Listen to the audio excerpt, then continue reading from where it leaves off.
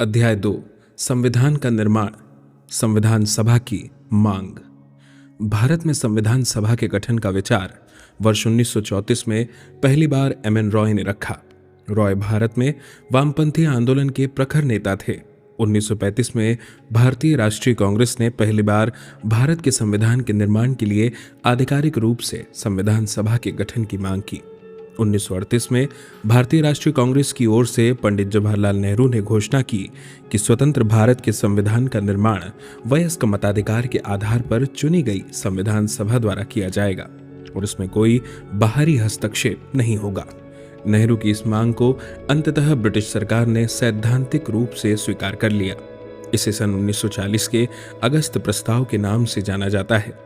सन 1942 में ब्रिटिश सरकार के कैबिनेट मंत्री सर स्टैफोर्ड क्रिप्स तथा ब्रिटिश मंत्रिमंडल के एक सदस्य एक स्वतंत्र संविधान के निर्माण के लिए ब्रिटिश सरकार के एक प्रारूप प्रस्ताव के साथ भारत आए।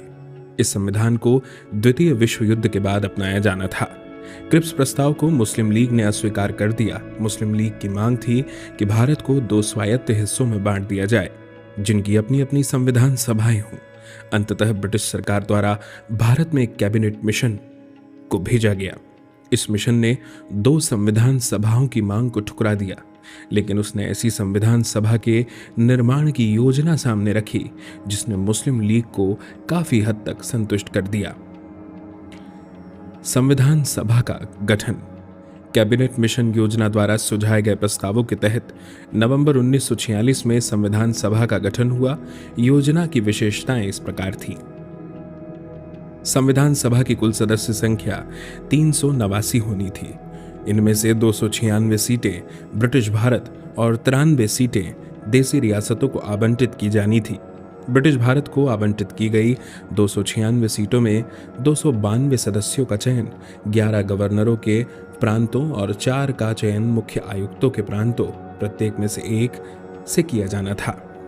हर प्रांत व देसी रियासतों अथवा छोटे राज्यों के मामले में राज्यों के समूह को उनकी जनसंख्या के अनुपात में सीटें आवंटित की जानी थी।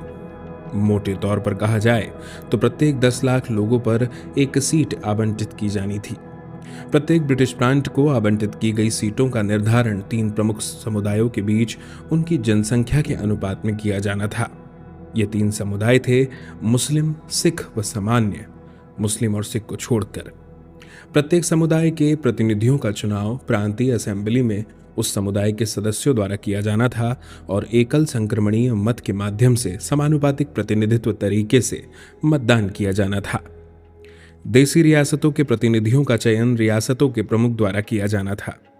अतः यह स्पष्ट था कि संविधान सभा आंशिक रूप से चुनी हुई और आंशिक रूप से नामांकित निकाय थी। इसके अलावा सदस्यों का चयन अप्रत्यक्ष रूप से प्रांतीय व्यवस्थापिका के सदस्यों द्वारा किया जाना था, जिनका चुनाव एक सीमित मताधिकार के आधार पर किया गया था। संविधान सभा के लिए चुनाव जुलाई-अगस्त 1946 में हुआ। ब्रिटिश भारत के लिए आवंटित 296 सीटों हेतु इस चुनाव में भारतीय राष्ट्रीय कांग्रेस को 208, मुस्लिम लीग को 73 तथा छोटे समूह व स्वतंत्र सदस्यों को 15 सीटें मिली। हालांकि देसी रियासतों को आवंटित की गई 93 सीटें भर नहीं पाई, क्योंकि उन्होंने खुद को संविधान सभा से अलग रखने का निर्णय लिया। यद्यपि संविधान सभा का चुनाव भारत के वयस्क मतदाताओं द्वारा प्रत्यक्ष रूप से नहीं हुआ, तथापि इसमें प्रत्येक समुदाय हिंदू, मुस्लिम, सिख, पारसी, आंग्ल भारतीय, भारतीय ईसाई, अनुसूचित जाति, अनुसूचित जनजाति के प्रतिनिधियों को जगह मिली। इनमें महिलाएं भी शामिल थी। महात्मा गांधी के अपवाद को छोड़ दें तो सभा में उस समय भारत की सभी बड़ी हस्तियां शामिल थी। संविधान सभा की कार्य प्रणाली। संविधान सभा की पहली बैठक 9 दिसंबर 1946 को हुई। मुस्लिम लीग ने बैठक का बहिष्कार किया और अलग पाकिस्तान की मांग पर बल दिया, इसलिए बैठक में केवल 211 सदस्यों ने हिस्सा लिया। फ्रांस की तरह इस सभा के सबसे वरिष्ठ सदस्य डॉक्टर सच्चिदानंद सिन्हा को सभा का अस्थायी अध्यक्ष चुना गया। बाद में डॉक्टर राजेंद्र प्रसाद संविधान सभा के स्थायी अध्यक्ष निर्वाचित हुए। उसी प्रकार डॉक्टर H.C. मुखर्जी तथा V.T. कृष्णामाचारी सभा के उपाध्यक्ष निर्वाचित हुए। दूसरे शब्दों में संविधान सभा के 2 उपाध्यक्ष थे। उद्देश्य प्रस्ताव। 13 दिसंबर 1946 को पंडित नेहरू ने सभा में ऐतिहासिक उद्देश्य प्रस्ताव पेश किया। इसमें संवैधानिक संरचना के ढांचे एवं दर्शन की झलक थी। इसमें कहा गया, यह संविधान सभा भारत को एक स्वतंत्र संप्रभु गणराज्य घोषित करती है तथा अपने भविष्य के प्रशासन को चलाने के लिए एक संविधान के निर्माण की घोषणा करती है। ब्रिटिश भारत में शामिल सभी क्षेत्र, भारतीय राज्यों में शामिल सभी क्षेत्र तथा भारत से बाहर के इस प्रकार के सभी क्षेत्र तथा वे अन्य क्षेत्र जो इसमें शामिल होना चाहेंगे, भारतीय संघ का हिस्सा होंगे। उक्त वर्णित सभी क्षेत्रों तथा उनकी सीमाओं का निर्धारण संविधान सभा द्वारा किया जाएगा तथा इसके लिए उपरांत के नियमों के अनुसार यदि वे चाहेंगे तो उनकी अवशिष्ट शक्तियां उनमें निहित रहेंगी तथा प्रशासन के संचालन के लिए भी वे सभी शक्तियां केवल उनको छोड़कर जो संघ में निहित होंगी इन राज्यों को प्राप्त होंगी। संप्रभु स्वतंत्र भारत की सभी शक्तियां एवं प्राधिकार इसके अभिन्न अंग तथा सरकार के अंग सभी का स्रोत भारत की जनता होगी।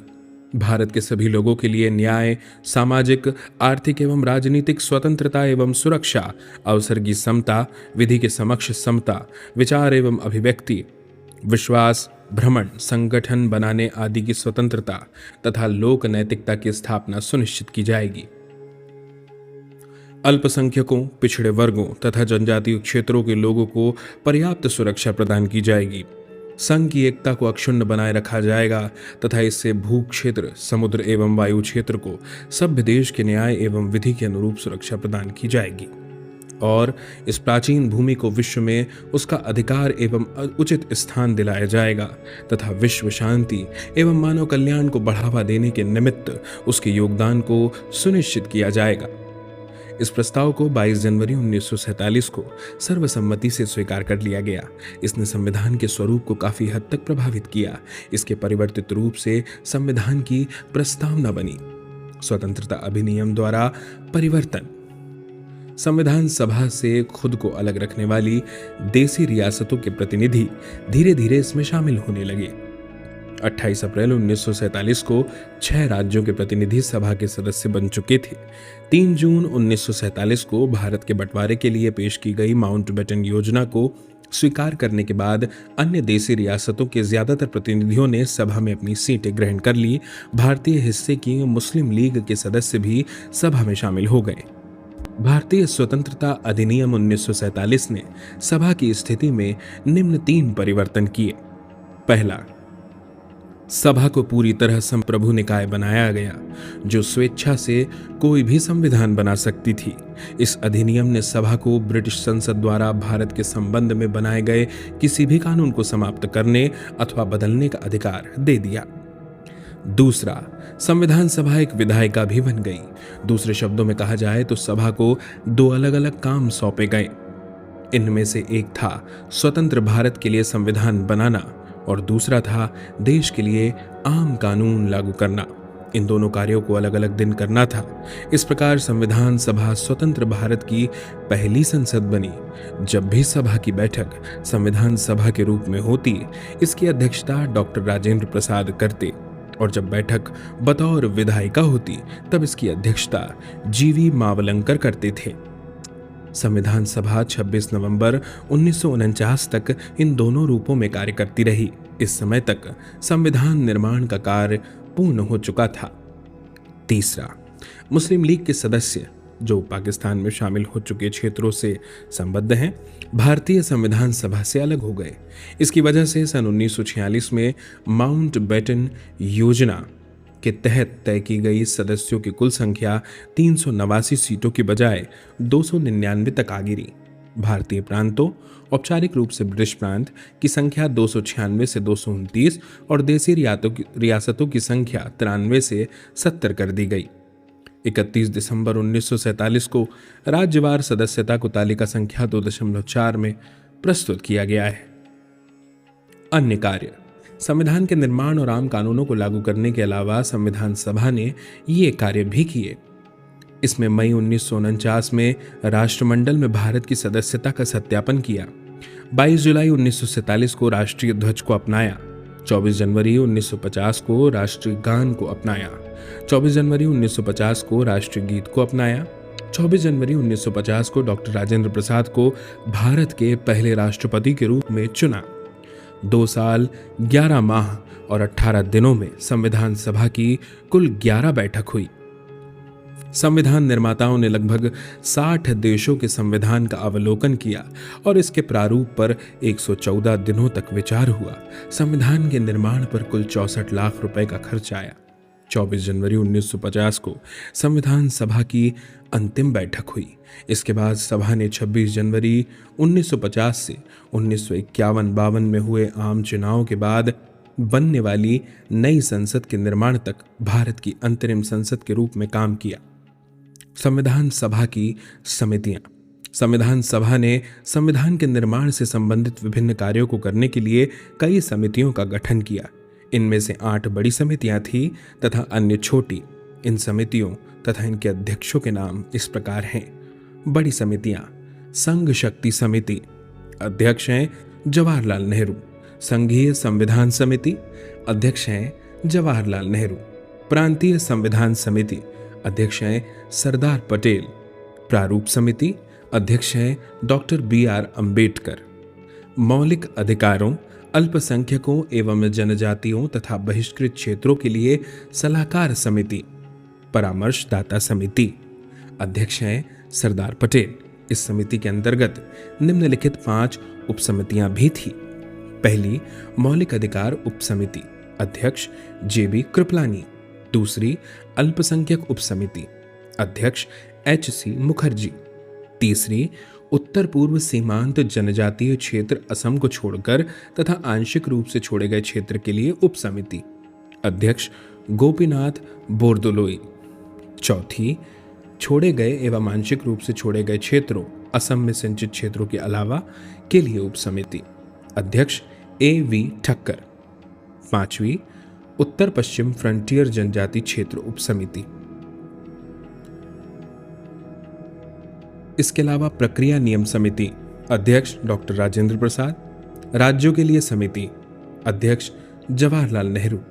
संचालन समिति, अध्यक्ष डॉक्टर राजेंद्र प्रसाद। कुछ छोटी समितियों के नाम और उनके अध्यक्ष: वित्त एवं कर्मचारी यानी स्टाफ समिति, अध्यक्ष डॉक्टर राजेंद्र प्रसाद। प्रत्यायक क्रेडेंशियल समिति, अध्यक्ष अल्लादी कृष्णा स्वामी अय्यर।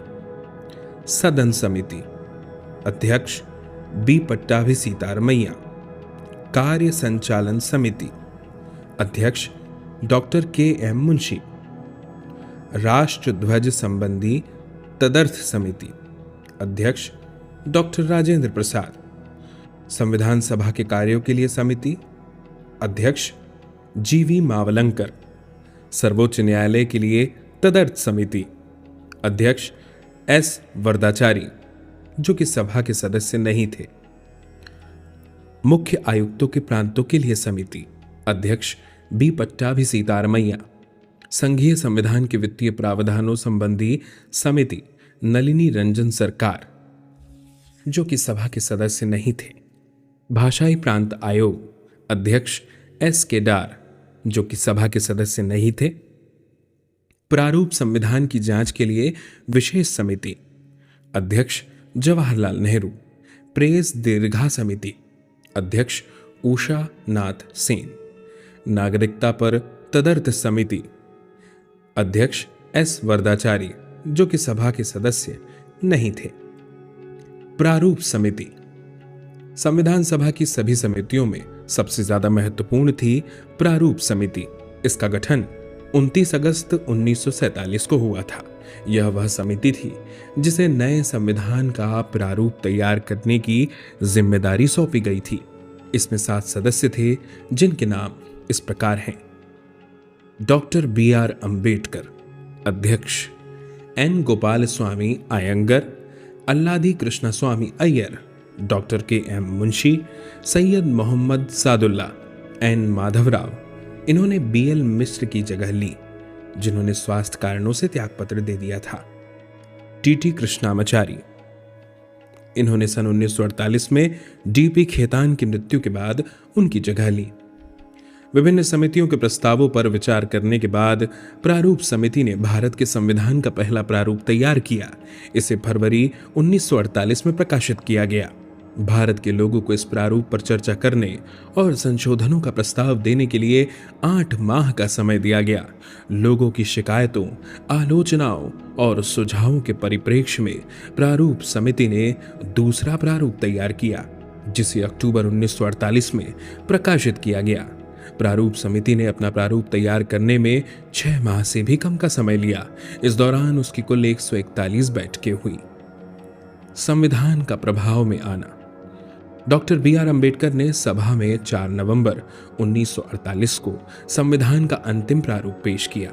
इस बार संविधान पहली बार पढ़ा गया। संविधान में सभा में इस पर 5 दिन 9 नवंबर 1948 तक आम चर्चा हुई। संविधान पर दूसरी बार 15 नवंबर 1948 से विचार होना शुरू हुआ। इसमें संविधान पर खंडवार विचार किया गया। यह कार्य 17 नवंबर 1949 तक चला। इस अवधि में कम से कम 7,653 संशोधन प्रस्ताव आए, जिनमें से वास्तव में 2,473 पर ही सभा में चर्चा हुई। संविधान पर तीसरी बार 14 नवंबर 1949 से विचार होना शुरू हुआ। Doctor B R. अम्बेडकर ने the constitution as settled by the assembly be passed प्रस्ताव पेश किया। संविधान के प्रारूप पर पेश इस प्रस्ताव को 26 नवंबर 1949 को पारित घोषित कर दिया गया और इस पर अध्यक्ष व सदस्यों के हस्ताक्षर लिए गए। सभा में कुल 299 सदस्यों में से उस दिन केवल 284 सदस्य उपस्थित थे, जिन्होंने संविधान पर हस्ताक्षर किए। संविधान की प्रस्तावना में 26 नवंबर 1949 का उल्लेख उस दिन के रूप में किया गया है जिस दिन भारत के लोगों ने सभा में संविधान को अपनाया, लागू किया व स्वयं को संविधान सौंपा। 26 नवंबर 1949 को अपनाए गए संविधान में प्रस्तावना 395 अनुच्छेद और 8 अनुसूचियां थी। प्रस्तावना को पूरे संविधान को लागू करने के बाद लागू किया गया। नए विधि मंत्री डॉक्टर बी.आर. अम्बेडकर ने सभा में संविधान के प्रारूप को रखा। उन्होंने सभा के कार्यकलापों में बढ़ चढ़कर हिस्सा लिया। उन्हें अपनी तर्कसंगत और प्रभावशाली दलीलों के लिए जाना जाता था। उन्हें भारत के संविधान के जनक के रूप में पहचाना जाता है। इस महान लेखक, संवैधानिक विशेषज्ञ और अनुसूचित जातियों के निर्विवाद नेता को भारत के संविधान के मुख्य वास्तुकार के रूप में भी जाना जाता है। संविधान का प्रवर्तन। 26 नवंबर 1949 को नागरिकता, चुनाव, तदर्थ संसद, अस्थायी व परिवर्तनशील नियम तथा छोटे शीर्षकों से जुड़े कुछ प्रावधान अनुच्छेद 5, 6, 7, 8, 9, 60, 324, 366, 367, 379, 380, 388, 391, 392 और 393 स्वतः ही लागू हो गए। संविधान के शेष प्रावधान 26 जनवरी 1950 को लागू हुए। इस दिन को संविधान की शुरुआत के दिन के रूप में देखा जाता है और इसे गणतंत्र दिवस के रूप में मनाया जाता है। इस दिन को संविधान की शुरुआत के रूप में इसलिए चुना गया क्योंकि इसका अपना ऐतिहासिक महत्व है। इसी दिन 1930 में भारतीय राष्ट्रीय कांग्रेस के लाहौर अधिवेशन दिसंबर 1929 में पारित हुए संकल्प के आधार पर पूर्ण स्वराज दिवस मनाया गया था। संविधान की शुरुआत के साथ ही भारतीय स्वतंत्रता अधिनियम 1947 और भारत शासन अधिनियम 1935 को समाप्त कर दिया गया। हालांकि abolition of Privi council jurisdiction act 1949 लागू रहा। कांग्रेस की विशेषज्ञ समिति। जबकि संविधान सभा के लिए चुनाव हो रहे थे, 8 जुलाई 1946 को कांग्रेस पार्टी भारतीय राष्ट्रीय कांग्रेस ने संविधान सभा के मसौदे तैयार करने के लिए एक विशेषज्ञ समिति का गठन किया। इसके निम्नलिखित सदस्य थे: जवाहरलाल नेहरू, एम आसफ अली, के एम मुंशी, एन गोपाल स्वामी अयंगर, के टी सेठ, डी.आर. गाडगिल, हुमायूं कबीर, के संथानम। बाद में सभापति के प्रस्ताव पर कृष्ण कृपलानी को समिति के सदस्य एवं संयोजक के रूप में सहयोजित या शामिल कर लिया गया। समिति की 2 बैठकें हुई। पहली बैठक 20 से 22 जुलाई 1946 को दिल्ली में और दूसरी 15 से 17 अगस्त को बंबई में। सदस्यों द्वारा अनेक टिप्पणियां तैयार करने के साथ साथ समिति ने संविधान सभा में अपनाई जाने वाली प्रक्रियाओं, विभिन्न समितियों की संविधान सभा द्वारा नियुक्ति के प्रश्नों तथा संविधान सभा के पहले सत्र में संविधान के उद्देश्यों पर एक संकल्प पत्र के प्रारूप पर भी चर्चा की गई। संविधान निर्माण में इस समिति की भूमिका पर प्रकाश डालते हुए एक अमेरिकी संविधानविद ग्रैनविले ऑस्टिन ने लिखा, यह कांग्रेस की विशेषज्ञ समिति थी जिसने वर्तमान संविधान की उपलब्धि तक भारत को पहुंचाया। समिति के सदस्यों ने कैबिनेट मिशन स्कीम की तर्ज पर काम करते हुए स्वायत्त क्षेत्रों, केंद्र एवं प्रांतीय सरकारों की शक्तियों आदि पर एक सामान्य सुझाव निर्मित किए। उन्होंने एक संकल्प पत्र भी प्रारूपित किया। उद्देश्य संकल्प ऑब्जेक्टिव रिजोल्यूशन से बिल्कुल मिलता जुलता। संविधान सभा की आलोचना। आलोचकों ने विभिन्न आधारों पर संविधान सभा की आलोचना की है। ये आधार हैं, यह प्रतिनिधि निकाय नहीं थी। आलोचकों ने दलीलें दी है कि संविधान सभा प्रतिनिधि सभा नहीं थी क्योंकि इसके सदस्यों का चुनाव भारत के लोगों द्वारा वयस्क मताधिकार के आधार पर नहीं हुआ था। संप्रभुता का अभाव। आलोचकों का कहना है कि संविधान सभा एक संप्रभु निकाय नहीं थी क्योंकि इसका निर्माण ब्रिटिश सरकार के प्रस्तावों के आधार पर हुआ। यह भी कहा जाता है कि संविधान सभा अपनी बैठकों से पहले ब्रिटिश सरकार से इजाजत लेती थी। समय की बर्बादी। आलोचकों के अनुसार संविधान सभा ने इसके निर्माण में जरूरत से कहीं ज्यादा समय ले लिया। उन्होंने कहा कि अमेरिका के संविधान निर्माताओं ने मात्र 4 माह में अपना काम पूरा कर लिया था। निराजुद्दीन अहमद, संविधान सभा के सदस्य, ने इसके लिए अपनी अवमानना दर्शाने के लिए प्रारूप समिति हेतु एक नया नाम गढ़ा। उन्होंने इसे अपवहन समिति कहा। कांग्रेस का प्रभुत्व। आलोचकों का आरोप है कि संविधान सभा में कांग्रेसियों का प्रभुत्व था। ब्रिटेन के संविधान विशेषज्ञ ग्रैनविले ऑस्टिन ने टिप्पणी की, संविधान सभा एक दलीय देश का एक दलीय निकाय है। सभा ही कांग्रेस है और कांग्रेस ही भारत है। वकीलों और राजनीतिज्ञों का प्रभुत्व। यह भी कहा जाता है कि संविधान सभा में वकीलों और नेताओं का बोलबाला था। उन्होंने कहा कि समाज के अन्य वर्गों को पर्याप्त प्रतिनिधित्व नहीं मिला। उनके अनुसार संविधान के आकार और उसकी जटिल भाषा के पीछे भी यही मुख्य कारण था। हिंदुओं का प्रभुत्व। कुछ आलोचकों के अनुसार संविधान सभा में हिंदुओं का वर्चस्व था। लॉर्ड विस्काउंट ने इसे हिंदुओं का निकाय कहा। इसी प्रकार विंस्टन चर्चिल ने टिप्पणी की कि संविधान सभा ने भारत के केवल एक बड़े समुदाय का प्रतिनिधित्व किया। आवश्यक तथ्य। संविधान सभा द्वारा हाथी को प्रतीक यानी मोहर के रूप में अपनाया गया। सर BN राव को संविधान सभा के लिए संवैधानिक सलाहकार, कानूनी सलाहकार के रूप में नियुक्त किया गया था। HVR अयंगर को संविधान सभा का सचिव नियुक्त किया गया था। LN मुखर्जी को संविधान सभा का मुख्य प्रारूपकार, चीफ ड्राफ्टमैन नियुक्त किया गया था। प्रेम बिहारी नारायण रायजादा भारतीय संविधान के प्रमुख सुलेखक कैलीग्राफर थे। मूल संविधान एक प्रवाहमय इटैलिक शैली में उनके द्वारा हस्तलिखित किया गया था। मूल संस्करण का सौंदर्यीकरण और सजावट शांति निकेतन के कलाकारों ने किया, जिनमें नंदलाल बोस और ब्यूहर राम मनोहर सिन्हा शामिल थे। मूल प्रस्तावना को प्रेम बिहारी नारायण रायजादा द्वारा हस्तलिखित एवं ब्यूहर राम मनोहर सिन्हा द्वारा ज्यामितीय सौंदर्यीकृत एवं अलंकृत किया गया था। मूल संविधान के हिंदी संस्करण का सुलेखन वसंत कृष्ण वैद्य द्वारा किया गया, जिसे नंदलाल बोस ने सुंदर ढंग से अलंकृत एवं ज्यामितीय किया गया। संविधान का हिंदी पाठ। मूल संविधान में हिंदी भाषा में प्राधिकृत पाठ के संबंध में कोई प्रावधान नहीं किया गया था। बाद में 58वें संविधान संशोधन अधिनियम 1987 द्वारा इस संबंध में प्रावधान किया गया। इस संशोधन के द्वारा संविधान के भाग 22 में एक नया अनुच्छेद 394 क जोड़ा गया। इस अनुच्छेद में निम्न प्रावधान किए गए। इस प्राधिकार के अंतर्गत राष्ट्रपति द्वारा करवाए गए अनुवाद का प्रकाशन इस प्रकार होगा। संविधान का हिंदी में अनुवाद यदि इसमें किसी प्रकार के संशोधन की आवश्यकता होगी तो केंद्रीय अधिनियम द्वारा हिंदी के लिए स्वीकार किए गए भाषाई रूप एवं शब्दावली को ही अपनाया जाएगा। संविधान के सभी संशोधन प्रकाशन से पहले सम्मिलित किए जाएंगे। संविधान के प्रत्येक संशोधन का जो अंग्रेजी में है, हिंदी अनुवाद किया जाएगा। इस हिंदी पाठ का वही अर्थ लगाया जाएगा जो अंग्रेजी के मूल पाठ में विहित है। यदि अर्थ लगाने में कोई असुविधा उत्पन्न होगी तो राष्ट्रपति इसका उपयुक्त परीक्षण कराएंगे। संविधान के प्रत्येक संशोधन का जो अंग्रेजी में है हिंदी अनुवाद किया जाएगा तथा इसे हिंदी भाषा का प्राधिकृत पाठ समझा जाएगा।